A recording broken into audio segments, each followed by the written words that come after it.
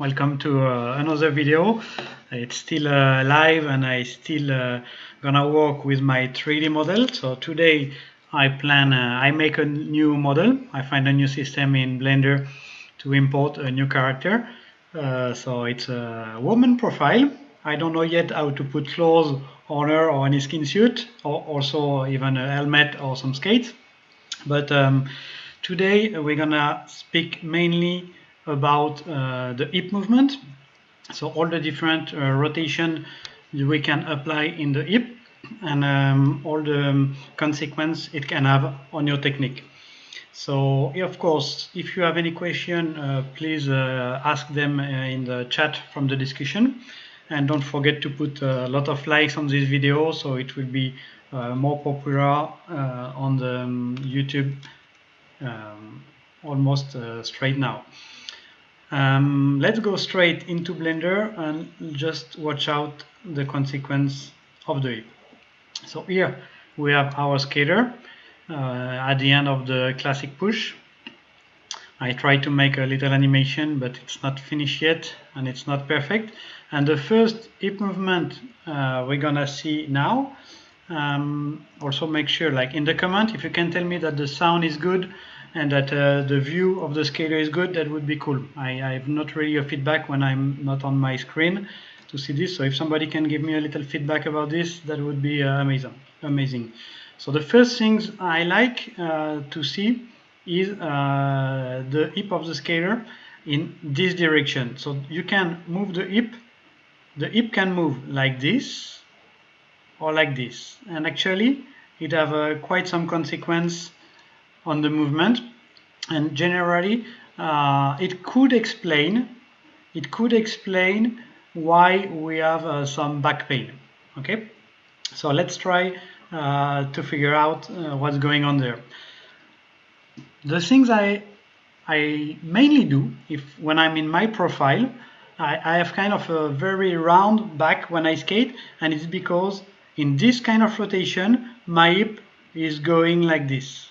So my hip is going a little bit in this direction. Sorry, I don't know the technical name in terms of physiology to bring this in English, but my hip is moving a lot like this when I skate, and that make my back in a very round shape, like very round shape. So let's go, maybe I could draw something here. So when my hip is like this, you see my back will be more round like this. I would have much more a shape of a round back. And so why this is happening? It's mainly because when I skate, when my muscles, they are very tight. The hamstring muscles, they are super tight. So when you have tight hamstring muscle, it bring your hip little bit like this. Okay, or a lot in my case. Okay, hamstring muscle are the muscles that are in the back part of the leg. So that's those muscle group, and the muscle group here. When it's too tight, basically it bring your hip a lot behind. If you are more flexible with your hamstring, or if you are naturally have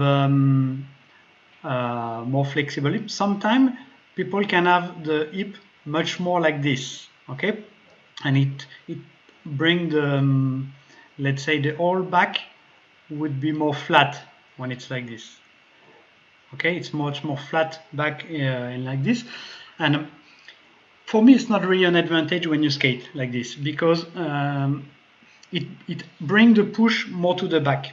When the skater, they have this kind of shape in the back, most of the time the push would go much more quick to the back. So it's actually quite some good things for the acceleration, but not so much to keep regular speed and so on. So that's the first part about the hip. A lot of consequence about this. So one of the consequence also is the body weight shift will be very different if you have more flat back or a round back style. You can see that when you are more flat back, your body weight go more in front, and when you have more round back, your body weight is more all over your skate. So it's easier to get balance, it's easier to keep nice position, and it's easier to keep pressure on your skate. When your hip move forward, the body weight goes more in front. So when it's like this, most of the weight, I try to find a good view, most of the weight will then shift in the front part of your skate. And that's not my favorite. It's because then your push will go with less pressure. When you can have a rounder back by moving your hip like this, actually it's bringing more weight on the back of your skate. So it's much better for the push actually. It's a big advantage to have a more rounder back and keep your hips a little bit like this. For me, it's quite an advantage to have this position. So let's move to the second point. I think no, we can still go a little bit. We are more compact when we are with the round back position.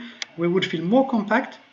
And look also about the lower back muscle. The lower back muscle. If you have round back, there will be less stress, less contract. There will be more stretch, but less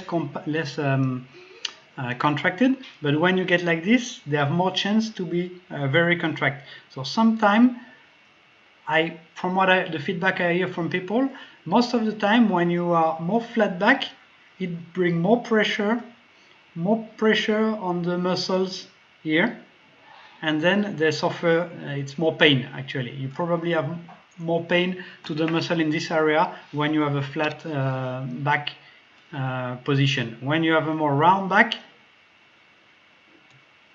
it's more stretch, but it's also more relaxed for those muscle groups. So now let's go to the second position for this video, and we're gonna look the consequence of the hip when it's moving like this. Okay, so what's going on during the push? We want to have the hip going down a little bit like this. It's straight, and during the push you want to do a little bit of this, really not a lot, not like woo, not like this. Of course, you don't want to go up with your left hip during the push, because then you kind of cancel your push. But if you go down a little bit in the push, with the hip during the push, it's support to keep pressure. It's much easier to keep the pressure on your skate when during the push you can move a little bit like this, little bit down with your hip. It's very, maybe 2 centimeters. It doesn't need to be too much, otherwise you twist too much your body. But especially don't do like this. We don't really want to do so much of this in the classic technique, I would say. To feel the pressure, you want to go down a little bit with your hip. So that's also quite an important point, I think, in the technique. For me, it really helps to keep the pressure on the pushing leg when we can go down at this moment. Okay, so especially, let's say especially at this moment of the push, when you're really in the pushing moment, here at the beginning of the classic push, if you can apply this move, let's go back to make sure I select the right bones. Just make sure you can move down a little bit like this here. I think for me it's one of the important points to keep good pressure on the skate. Now second, we can still stay a little bit longer on this area actually, and what's going on is first you want to go down like this. I need to select again the right bone to do it. So you really want to have this, not this move, it's green, this move. You really want to have a little bit of this, but later in the movement, little bit later in the movement, when you lift your leg here, you will see many skaters, they would do a bit of this at this moment. They would do the other way around. It's because they switch leg and they would be they would do a little bit of this with the hip during the double push part. Okay, during the inside part of the double push, at this moment, they would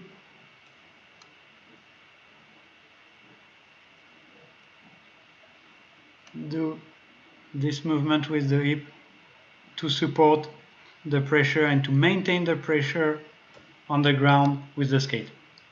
So quite some little details here, but it's also very important to maintain the pressure on your skate when you skate.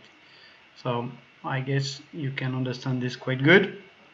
So let's go to the next part, the third part of the movement that could occur here. So I probably destroy a little bit my animation, but not a big deal. So next movement is this kind of rotation, and it's the worst one. This one you really want to avoid. Okay, if you have this kind of movement from a up view, it's like this, the best way to see it. It has a lot of consequence, and it's really killing. Maybe I can get a better view.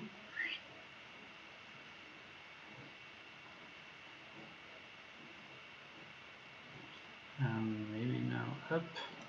It's not exactly what I want. Let's go back here. More simple. So from this view, you can clearly see the consequence of this. All the upper body will move, the knee will move, and it's kind of a danger movement to play with this with your skate. So I really recommend to stay very static with this rotation of the hip during the movement. You can do a little bit, but only when you get to the really expert level. If you do too much of this, there is a chance of destroying the technique, and especially in the corner. In the corner, you will see a lot of those rotation.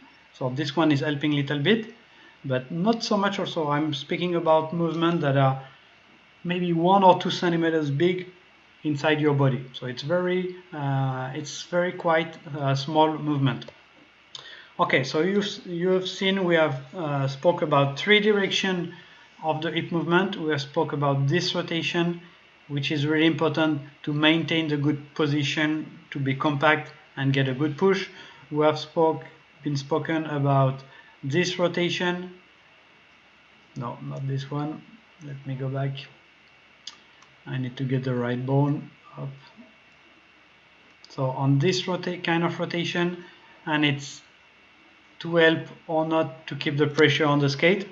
And we have seen this kind of rotation, the blue one from up. This is more when this is moving a lot when you skate, it's super hard to keep the precision, and it's quite some danger in your technique, I would say. So let me know. We can have like 10-15 minutes about of question. You can put in the comment if you have any question here. Just let me know, so we can maybe I can answer a few things and give you a few tips about those position and skating position movement. Allez, I'm wait for you in the chat. You are about, seems like you are 32, so it's almost like a classroom from college here today. And let me know if you have any question, and we can maybe find out some good details to talk about. I can see some people from Colombia. Yeah, there are many people from Colombia asking me also if I can do the video in Spanish. I will try maybe tomorrow. If I need to study a little more words to make it fit to Spanish, but tomorrow I'm gonna try to do a technical video like this about the double push in Spanish. So you can tell your Spanish friend tomorrow, let's say around 4 o'clock and CET time, we will try this. So I have a question from Daniel from Colombia. When you skate outside, for example in a marathon, the position is the same when you do indoor? Not really the same. So indoor will be also much more only corners. It will be only almost in corners, so it's not so easy to compare because marathon would be almost only straight line. Basically, what the big difference between indoor and outdoor? If we are skating indoor, there will be much more pressure on the leg, and you will be, so my skater is not really designed to skate, but let's do a little, it's too little too risky. So when we skate indoor, I will make it more simple. You want to fight some forces in the corner, so you have to bring your position more down. You want to sit more, okay? This is basically what you want to do indoor. You don't want to sit too much, but still you want to get more in a sprint position. When you sprint, we will go down like this. When you do marathon, you don't want to kill your legs too early, so you will be more in a position like this. You will be a little higher on your legs to save some energy for the sprint at the end of the race or for the distance, because it's much longer. So indoor, basically I would recommend to be lower in your skating position, and to lock very much your hip. In the corner we would lock a lot the hip, and for me I like to lock my hip little bit to the inside. So I like to bring my hip little bit inside when I do indoor, and I like to do not so much, but I like to do little bit of this rotation. Okay, I don't know if you could see good. Let's go back here again. I like to do little bit this kind of rotation when I do indoor. So it helps. Most of the Colombian, actually, I've seen when they do track, they would put the hip a lot like this. They do a lot of this with the hip. It's not really my favorite technique. I like more to have the hip straight or even to the outside. We have people from Vietnam. Nice to see you there also. I have a question from Kjeld. How to train the muscle to keep the hip fixed? When I get tired, I have that movement you just mentioned. Yeah. So it's actually it's very hard to keep this hip in a more static position, and you have to. So it's not easy with my video actually to show some exercise to train the hip. But there is one exercise I like a lot, is the hip hike. Hip hike is when you try to lift only one hip. I will try. I think I should do a video about this quite soon. It's quite a good exercise to do the hip hike, and but basically it's easier for people who are very tight from the muscle group all around the hip. So the flexibility is good for skating in some point to create speed, to avoid injury, but being quite stiff with the hip, for inline speed skating it's an advantage, because you will have less, you need less energy to control the hip movement. It will be kind of blocked, so that was one of my points. I'm quite stiff from my hip, so I don't have to put a lot of energy to control it, and even when I get tired, my hips stay quite under control. And if you are quite flexible, maybe it's your case, Kjeld, for this, maybe your hip is then moving like this or like this or like this when you skate. And then it's very important to work more muscle group all around your hip for this. So basically work a lot with the glutes muscle. The more you can work your glutes muscle, the more stability it will bring into your hip, and especially doing some, for example, some one leg squat. One leg squat will teach your hip. If when you do one leg squat, if you are not strong enough with your glutes, it will do this movement. Okay, so too much, and so then doing one leg squat can reinforce your body to learn to move more like this than like this with your hip. So I hope it's not a complete answer, but I would need a outside video of this to explain more exercise. How does the shoulders affect the position? So okay, let's go back on the shoulders, because I have quite a good tip, I think, to help you to bring the hip in the good position. I have I'm very often telling this to the skater, so I need to find, I think it's this one. Let's try. Yes. Okay. So from this view, especially in the corner, I would recommend most of my skater, I told them to look in this direction. Okay, I always tell my skater in the corner to put the shoulders a little bit on the outside, because when you put the shoulders on the outside, it helps to bring the hip inside, and it helps to keep the hip like this little bit. Okay, Colombian will do the other way around. They would put a lot the shoulders to the inside like this, kind of. They would do a lot of this, But I don't like this position personally because it brings a lot the hip like this.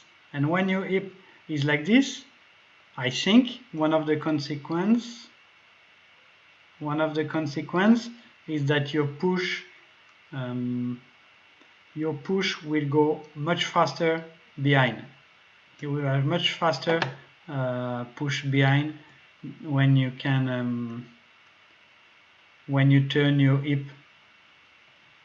I think we still can. When your hip turn like this, for me it brings the push much behind. So I like more to keep the hip like this. I like more in the corner to bring the shoulders movement more like this. It doesn't mean it's good for everybody. I mean, I know some other coach that tell the other way around, and I also tell the other way around for some skater. Really depend what kind of movement they are familiar with. So it's not, in technique, in my opinion, there is not like one way. You really have to adapt to everybody.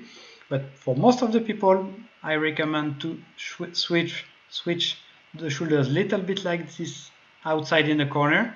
And in the straight line, I really like to keep them as straight as possible and just do side movement from the hip like this and like this with the shoulders that are really following. Really like to have the shoulders to follow the hip movement translation side to side. For me, this is quite important. Okay, the shoulders, they will come late in the movement. Like if you finish to transfer your body weight and you want to have a little extra time of transfer, then you could do a little bit of this after to help the body weight transfer again. But it's also speaking about few centimeters. It's a lot details that you have to experiment, I think, when you do this. Okay, so that was two cool questions. Maybe we'll go back quickly. If there is one more question, we can wait for it. I hope I answered good enough to this one already. So, for me, most important, you can remember, is this rotation of the hip in this direction. It's really the most consequence. So let's put two pictures, for example, to remember this.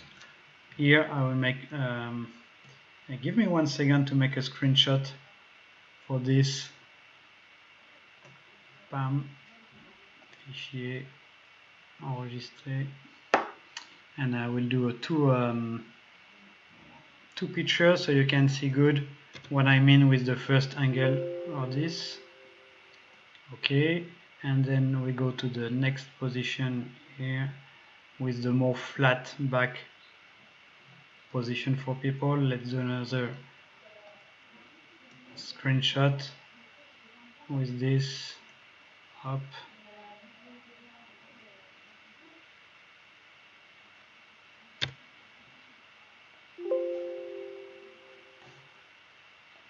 And here we can put it, and I will see it always on the screen if my things were good, maybe.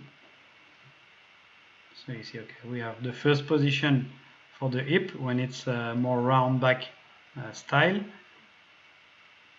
I think you can see good from this one. And then the other picture I just took, I think was this one.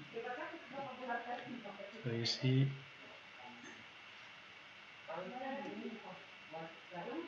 so we will be able to compare more or less correctly. So you see the two main difference between the hip position here at the top. Here you can see that it's for the round back style. On the lower one, it's more the flat back style, let's say, and it's the round back style. Okay, maybe I got some more question in the time. Oh, yeah, more question were coming. When you did the analyze of bar swing, I recognize that the motion of a hip isn't the way you would prefer. I think it's the rotation with the green circle. So let's go back here. Do you mean that Bart is doing some kind of this? I think you're doing this. So I think most of the people, we would do during the push, we would do this little move, and during the comeback of the free leg we would do a bit of this push, because this movement will be during the double push also. So I think Bart is also doing this this movement, but like I say, it's some micro movement in the hip. It's like, it's not moving a lot, it's not really extreme. We do some little movement in the hip, maybe it's going up like 1 centimeter like this, or one like this, but it's a lot of feeling. I mean, for the top skater, we would feel a lot in just this little movement. So another question, maybe, greetings from Japan. How low you can go with your chest, and what would you be the best position from the point of view of aerodynamics? So yeah, from the aerodynamic, it's super important, because this is the main force we are fighting. When we skate, there is 2 things that slow us down. It's the rolling, or the resistance of the wheels with the ground. So you need some good matter wheels, for example, to get a good rolling and low friction. And the second, which is the most important, is also your aerodynamic. Actually, the wheels for me are more important. There are more difference in the wheels friction than in the aerodynamic, but still. Of course, if your upper body go up, if you go up like this, let's go, maybe I will do it from here. So if you go more up, I will be more extreme for the example, okay? Let's go more up like this. Then of course the aerodynamic is, you take the CX is much higher, so you will lose a lot of speed. So all the ratio of the CX you want to go is how much comfort you have with your body weight, with your weight and your body position, how much you can accept. The best would be as aerodynamic as possible, but maybe it costs too much energy to maintain this position. So for me, I have almost no chance to maintain a position like this, so I have to go a little bit up here, and I will have to go up also, but my hip would be the other way, more like this for me, so automatically it would make me go up. So I'm not the one who are the most in low position with the upper body. It's because my body is too stiff. I think one of the best example ever was Jan Guyader. Jan Guyader was extremely good in this. So the ratio for your position is, you have to find a position that is aerodynamic, but it also costs you not a lot of energy to handle. So if you are very aerodynamic, but you have to contract a lot of muscle to make it work, then it's not a good ratio of efficiency for this. So that's why everybody have kind of little difference in the position. Let's see next question. Hip rotates the way that is good to the second push on the double push, but it rotates away from the leg on the outer push. Any opinion of that? You speak about Bart push maybe. So is hip rotate the way that is good in the second push? Yeah, it can happen, like, depend how much double push you want to do. And here it was my design of graphic is very much for a classic technique, but this, no, not this one. I'm destroying a lot of my design here, but this rotation is happening during the double push. But you can see it also on Bart video, for example, at this moment, during the double contact. Okay, here you have double contact. He has a contact with his right foot and this left foot who want to go in double push for Bart. It will be like this at the moment of the double contact. And at this moment, of course, not of course, but he will always do this one. But it's at the end of the push. Okay? At the end of the push, you will see this one. Because at the end of the push, you don't need so much pressure on your leg. So you start to bring the pressure on the landing leg. You make this one light. And at the end of the push, remember on the other video, we say he was transferring his body weight during the end of the push. So at this moment, I'm totally agree that he would do something like this also. Okay. Next question, is it more efficient because you can apply more pressure from above for the second push? Yes, exactly. So it's more efficient because the more pressure we can keep on the skate, the easier it will be easy to put the forces. So let's try to look differently, maybe from this. So if I have more pressure, it's like I'm pushing on I can apply forces on a big surface. Okay, if I don't have pressure, if it's like I'm applying forces on a very small surface, so then it's very easy to go next to the point of pressure or to make the force get lost. So if you have big pressure, you can push much easier on the thing. So that's why building pressure is the most important, and moving the hip from 1 centimeter or 2 centimeters like this can help to break the pressure. Definitely may need more upper body mobility for the second one. Yeah, probably, I don't know exactly. Can the flexion or extension angle on the leg change according to the type of race? I'm not so sure skaters are really thinking about this. Most of the time we try to reproduce as much as possible exactly the same movement. The only difference maybe when we sprint or when we go really fast, we have more we make more mistake in the push, so the extension of the leg would be maybe sometime more behind during acceleration. But basically we try to push as much as possible down and to the side during all the extension, so not big difference between a classic race and another race, I think. I think we are good enough. It's already almost little more than 30 minutes on this video. If you have more questions about it, you can always put it in the comment of the video and later, and I will, most of the time I'm answering all the questions.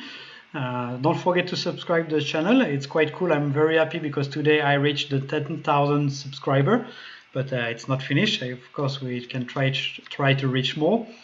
But I'm very happy about this 10,000. In 3 years, it's quite good. It was a lot of work, more than 300 videos. Now I'm getting some more tools, you can see, to explain the technique. Thank you for following again this channel. Like many times, I invite you to go see some other channel, and especially Felix Ryan channel. He's close to 2,000 subscribers. I think you can give him a push so he can get more. I think he will be able to reach 10,000 also in a few months probably.